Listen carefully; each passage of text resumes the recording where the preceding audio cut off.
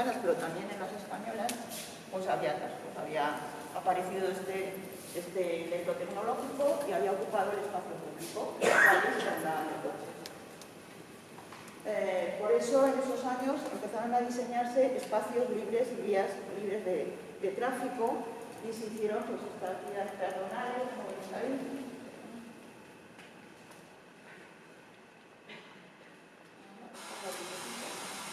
Hacia el ordenador tendrás que... ¿Veis esta vía que es peatonal y por el tráfico va a Perdona, Pilar. Pilar. Los primeros... Pilar, si te acercas el micrófono... Vale, bien, así mejor. Los primeros barrios pacificados se hacen también en Estados Unidos, donde el tráfico tenía bastante impacto, y en el año 29 se hace este barrio en New Jersey, el Rabo, y lo que se hacen son áreas ambientales, lo que ahora se conoce como macromanzanas o algo así, ¿no? Pues se hizo ya en los años 20 en Estados Unidos, en New Jersey. Era una comunidad autosuficiente donde las vías de tráfico se separaban de las áreas peatonales. Bueno, veis que es verdad que es luego lo que ha dado lugar a los suburbios americanos, pero se buscaba... También en esos años, en los años 30, ya empezaron a hacerse los primeros parquímetros para controlar el estacionamiento del tráfico.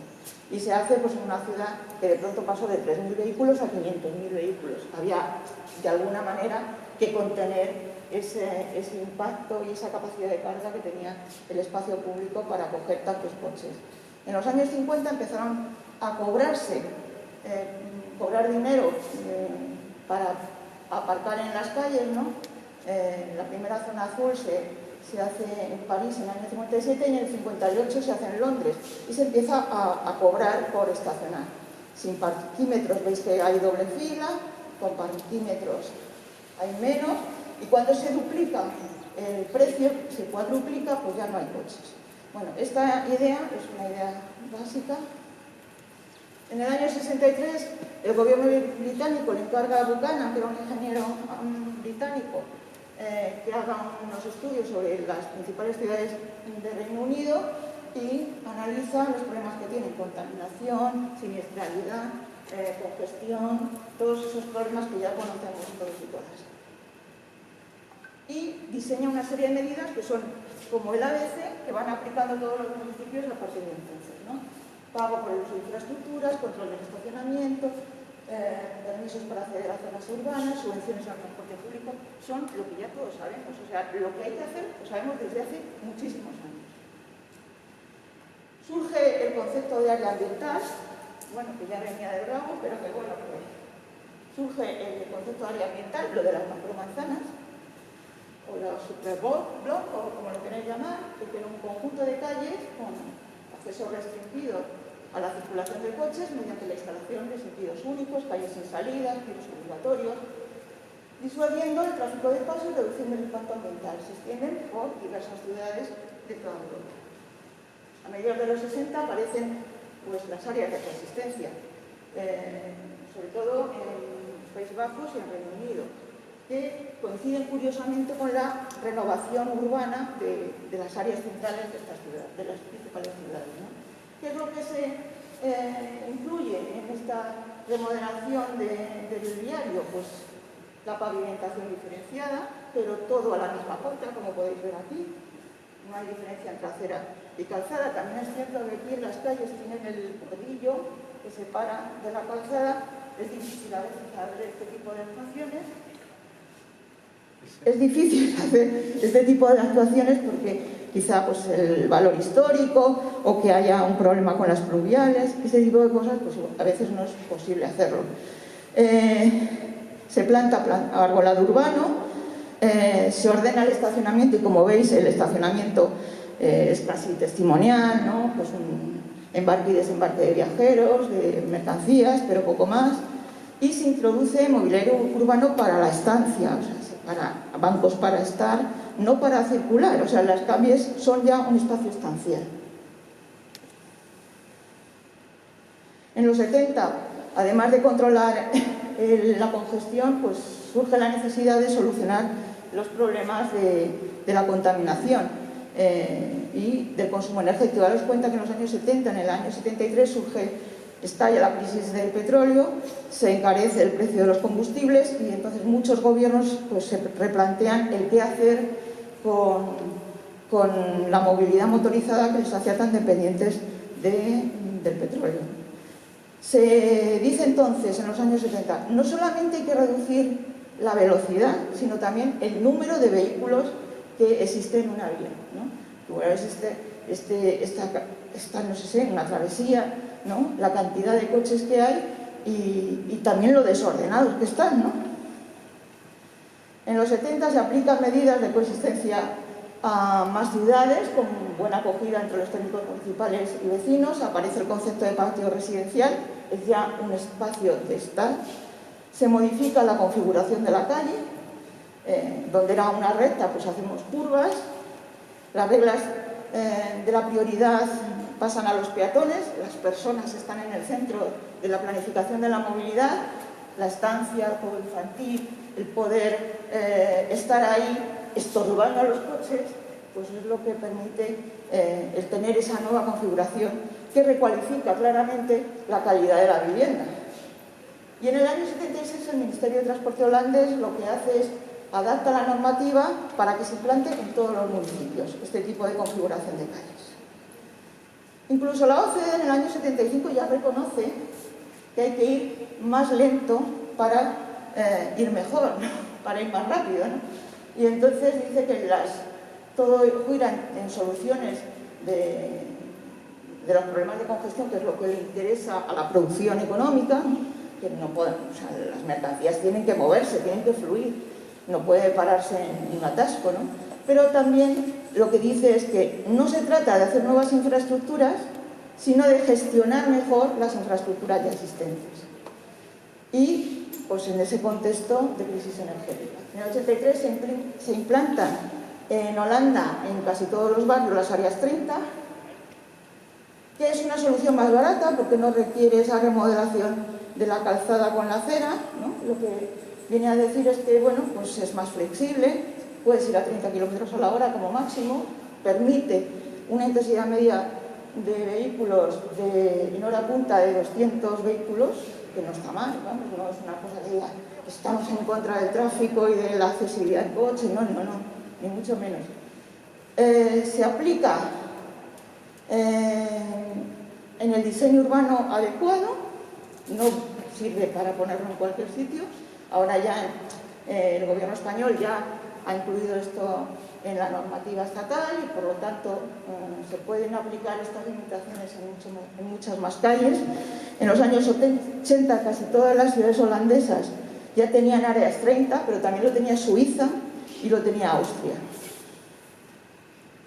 En el 88 aparece esta señal, que yo he visto que la tenéis ya colocada en algunas calles, o sea que esto cuando se contaba en los años 90, yo me acuerdo, un policía municipal de Talavera me dijo, pero estas cosas que hizo usted, es que nos pueden llevar a los tribunales porque van a tener gente ir tan lento, puede generar accidentes. Bueno, ya yo creo que todo el mundo sabe lo que es esta señal, ¿no? Bueno, pues esta es la señal tipo ERF que aparecería en áreas de coexistencia, son calles residenciales, ya deja claramente que esa calle es para la estancia, para el juego y que el coche es un mero invitado. Permite intensidades medias de vehículos a la hora de 100 vehículos a la hora, pero si los niños están jugando, los niños no tienen por qué apartarse, el coche tiene que esperar a que se levante si es así. No hay separación entre calzada y acera y bueno, pues ya hay muchas calles que son así. En el reglamento de circulación está recogido en las señales S28 y S29 para la entrada y salida y bueno, ya es conocido. Pero ¿qué ocurre entonces en los cascos históricos? Claro, porque eso normalmente lo que se hace es aplicarlo a barrios, ¿no? A zonas residenciales. Las intervenciones de pacificación del tráfico se habían implantado en los cascos históricos a través de las peatonalizaciones, ¿no? Lo primero que se hace para expulsar el tráfico de las ciudades es coger el casco histórico y hacerlo peatonal, sobre todo en la Plaza Mayor, ¿no? Entonces, bueno, pues era una manera de ir recolonizando el espacio que había sido robado por el automóvil, porque plaza que había, plaza que se aparcaba, ¿no? Entonces, pues, esa era la situación. Este es el casco histórico de Segovia. Empezaron a haber problemas con el tema del patrimonio, ¿no? Donde el patrimonio se deterioraba por la contaminación y entonces urgía el poder aplicar medidas de restricción de la circulación. Las primeras peatonalizaciones son de los años 80, esto es Ávila, pues en el límite del recinto de Extramuros, pues ahí todo el mundo aparcaba. Luego incluso quitaron ese espacio estancial y luego también lo dedicaron al estacionamiento. Esto creo que es Pamplona. Entonces, pues yo no sé si ahora ya no se aparca allí, ¿sabes? No.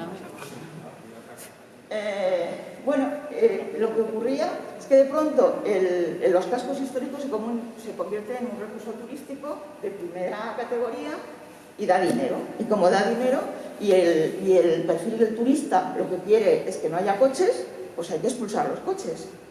Y bueno, pues entre los técnicos que también deseaban expulsarlos, pues al final se va recolonizando el espacio de los cascos históricos para el coche.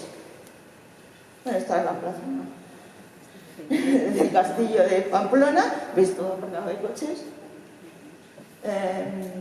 En el año 93, en el primer congreso sobre movilidad y calidad ambiental, se firma la Declaración de Granada, donde asistieron muchos técnicos de los ministerios y de las comunidades autónomas, y se plantea la conservación de los cascos históricos afrontando nuevos desafíos en relación a las propuestas de transporte. Fue el hito para el avance de los procesos de peatonalización y restricción del coche en el centro de la ciudad. O sea, en aquella época, en los 90, lo que se hacía era peatonalización. El segundo congreso de Toledo pues fue un poco a lo mismo, ¿no? Se intentaba preservar el casco, pero claro, es que todo pensado para el turista, pero ¿a qué retos tienen que responder esos cascos históricos? No queremos solo cascos, parques temáticos monofuncionales, queremos espacios para la vida, ¿no? Y para eso tiene que responder a los retos a los que se plantea. Pues tenemos una pirámide de población muy envejecida y va a estar más envejecida, a pesar de que el COVID se haya llevado a mucha gente cercana, pero va a estar más envejecida. Tenemos muchas personas con discapacidad, no solamente porque hay un perfil de personas que están acarreando estas dependencias, sino que además la gente mayor tiene cada vez más discapacidades por su edad, ¿no? Entonces necesitamos un espacio urbano distinto. Bueno, porque las personas con discapacidad tienen problemas para subir o bajar la acera, para superar los obstáculos en las aceras, para cruzar la calle, para identificar calles, cruces o señales. Entonces, hay que responder el casco histórico cuando se actúe en él, hay que responder a esas necesidades, pero también a las necesidades de la noche, ¿no? Estos cascos históricos que tienen muchos bajos comerciales, por la noche, que no hay vida, que pueden ser un sitio poco seguro, ¿no? Sí. Hace falta más miradas, ¿no? No queremos cámaras. Lo que queremos es que haya más vida y que no todo se cierre, porque a veces, pues, una persiana es un peligro, porque es una persiana bajada. Si está levantada, igual nos hace un favor, ¿no? Entonces, la seguridad de las mujeres a veces durante ciertos periodos del día o de la noche, pues puede ser un problema. También la autonomía de los niños. O sea, queremos cascos históricos donde haya vida, donde la gente viva en esos cascos históricos y donde los niños puedan ir solos a cualquier sitio, a jugar, al colegio. Y bueno, estos son muy pequeños, pero con 8 años yo creo que ya podemos dejar de tutelarles y que vayan solos en la ciudad y que empiecen a aprender y a hacer aventuras por la ciudad. También hay que responder al turismo, por supuesto. O sea, yo creo que también es una fuente de recursos y no hay que renunciar a ella. Estáis en el Camino de Santiago, supongo que aquí pues hay muchos visitantes que vienen pues, a hacer gasto y este ya es un espacio de referencia, ¿no? Pero tenemos el cambio climático, ¿no? Que, bueno, con motivo de este problema, pues se están reuniendo en Glasgow pues todos los mandatarios del mundo para no firmar nada, porque no van a firmar absolutamente nada. Yo tuve ocasión en el año 95 de estar en la cumbre de Berlín y ya se veía que no tenían intención de hacer nada. Estaba allí la British Petroleum, la Shell y todas las multinacionales a mirarse por ahí para que no se mueva un ápice de nada. O sea, aquí lo que tenemos que asumir es que va a haber cambio climático, que tenemos que adaptarnos a él, porque nadie va a cambiar nada y porque, aunque lo cambiemos, ya no estamos en plazos. Hemos llegado muy tarde. La situación, si nosotros reducimos ahora las emisiones de gases de efecto invernadero, dentro de 100 años igual se ve. Pero como no vamos a ser capaces, lo que tenemos que hacer es adaptarnos a la situación que viene. Bueno, la contaminación, aquí tenéis poca, pero bueno, en otras ciudades como Madrid pues tenemos muchísima. Y la gente fallece prematuramente por la contaminación atmosférica y por el ruido. El ruido también genera muerte, no solamente molestias. El 26% de la población española, 12 millones de habitantes, está expuesta a niveles de riesgo según la OMS. La OMS, sabéis que ha aumentado los umbrales de contaminación. Ahora no se puede contaminar tanto como lo legal, sino que para la OMS peligroso es incluso lo legal, y habrá que ser mucho más restrictivos. ¿Qué aspectos condicionan la movilidad de los centros históricos? Bueno, pues su tejido urbano, ¿no? Es lo que hay, tenemos que preservarlo, es un tejido de tramas irregulares, a veces tejidos medievales, que no hay que tocarlo, hay que reservarlo. Es un condicionante del que tenemos que partir, ¿no? También tenemos pendientes, escaleras, ¿no? De eso tenemos. Es lo que hace atractivo los cascos históricos, es lo que a la gente le gusta ver cuando viene a hacer turismo. Tenemos la presencia de las sedes de la administración. Bueno, pues están aquí, pues tendrán que ir a trabajar, la gente tendrá que ir a hacer gestiones, eso no se puede evitar. Albergan hoteles, ¿no? Y con sus aparcamientos asociados, ¿no? Y tenemos que partir de que eso es así, y allí van los turistas, o se hace un congreso, y hay un turismo cultural, pues más de técnicos, o como lo queráis llamar, ¿no? Hay que tener en cuenta eso.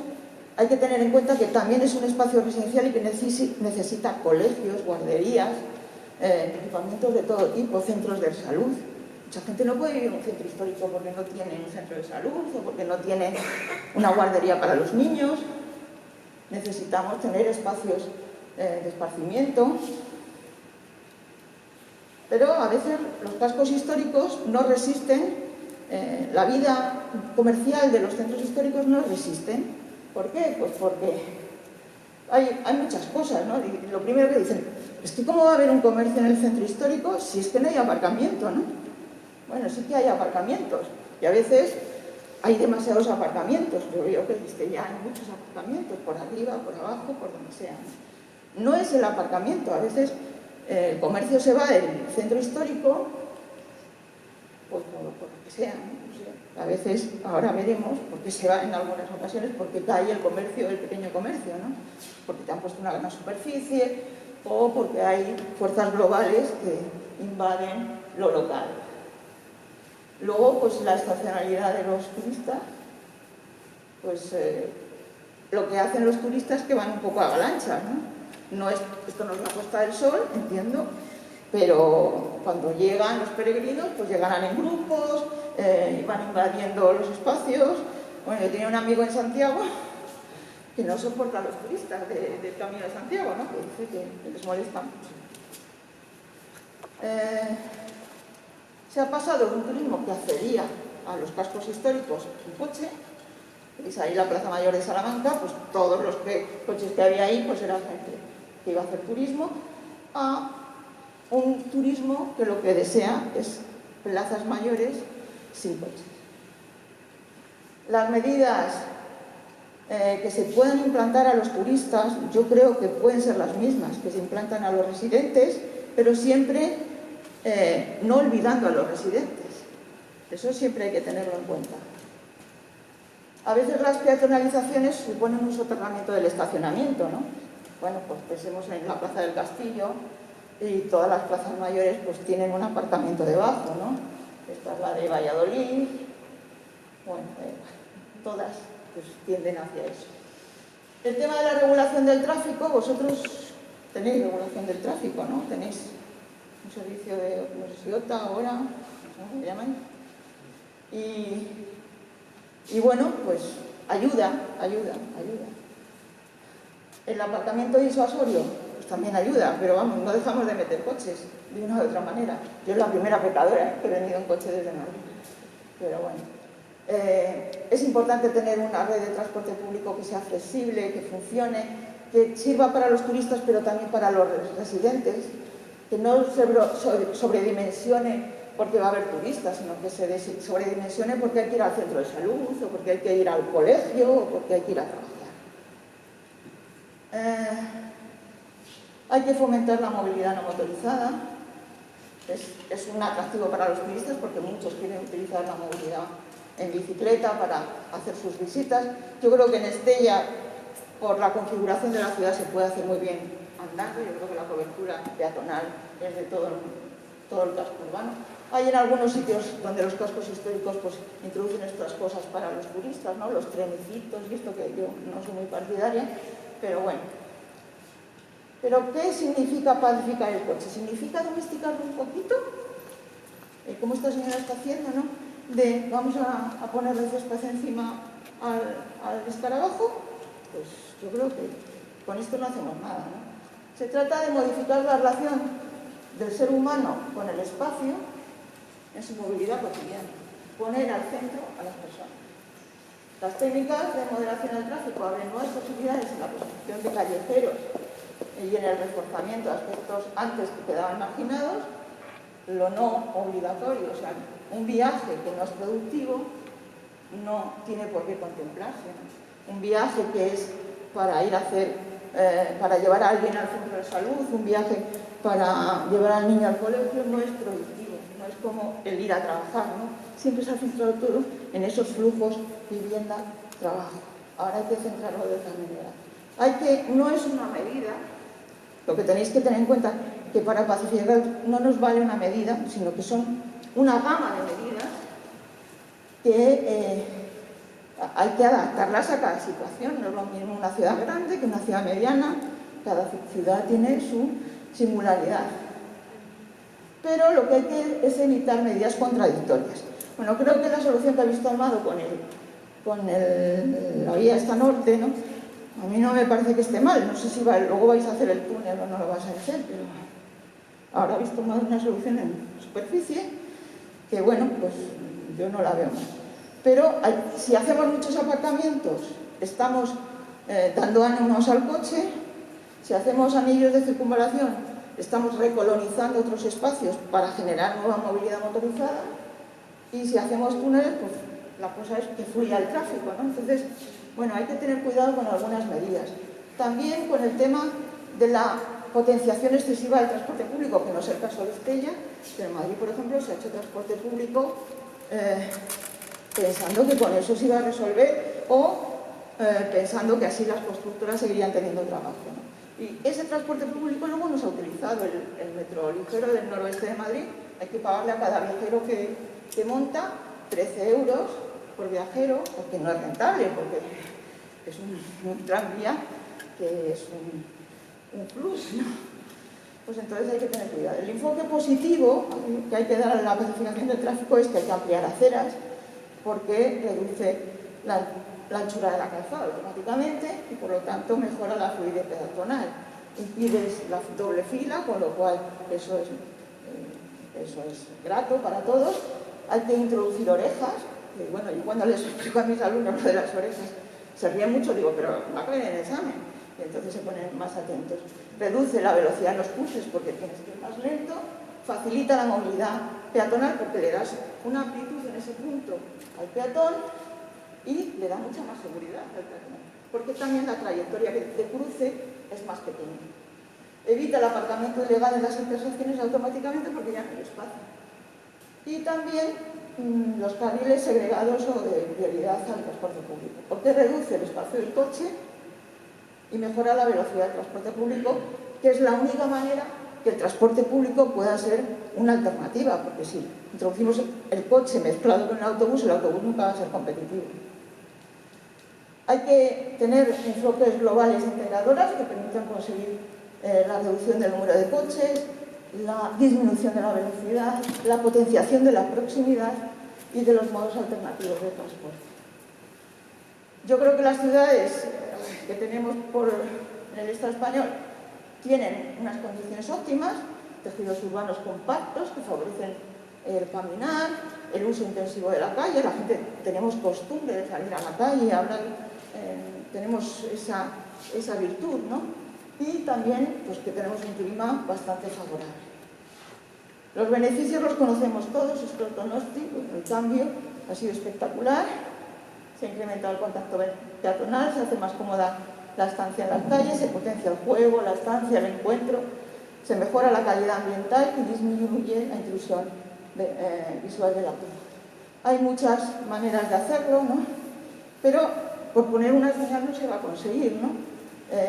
Bueno, eso determina, lo que determina la percepción del riesgo va a ser el escenario, el entorno, cómo se ha diseñado ese entorno, cómo se ha reconfigurado, ¿no? Y cómo es al final la vida. La señalización sutil como advertencia de la proximidad de las medidas de moderación del tráfico, es como un preaviso. Bueno, usted va a entrar en un espacio donde ya el coche tiene otras reglas del juego. Y bueno, pues se puede completar con un tratamiento semiótico del diseño urbano, con textura, color, figuras sobre el pavimento. Bueno, por aquí se han puesto algunas señales porque yo las he estado viendo y ya lo tenéis bastante avanzado. Bueno, esto de hacer quiebros, los zigzags en las rectas, pues es algo muy bueno porque amortigua la velocidad al reducir el cono de atención del conductor. Pero hay unos falsos amigos, ¿no? Hay nuevos conflictos con los que tenemos que contar. O sea, no podemos decir, bueno, qué bien, todo el mundo va en Segway, ¿no? El Segway es un peligro, vamos. En Barcelona creo que se ponen un montón de multas a los patinetes eléctricos y tal, aunque, bueno, yo creo que es un buen medio de transporte, pero para que vaya para la calzada, ¿no? Entonces, bueno, pues tenemos estos conflictos, primero entre residentes y visitantes, aquí con el caso de los turistas.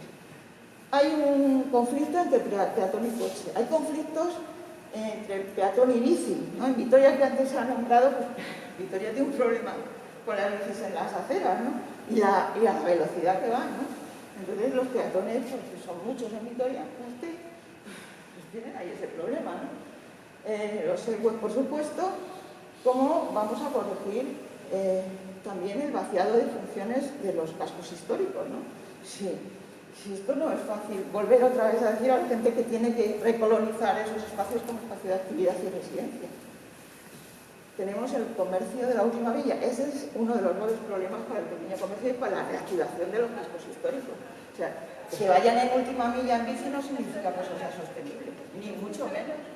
O sea, sí, eso está muy bien, ir en bici, pero Amazon es Amazon. Y nos trae las cosas de China, de Bangladesh o de vaya usted a ver. Entonces, vaya en última milla, pero traiga productos locales.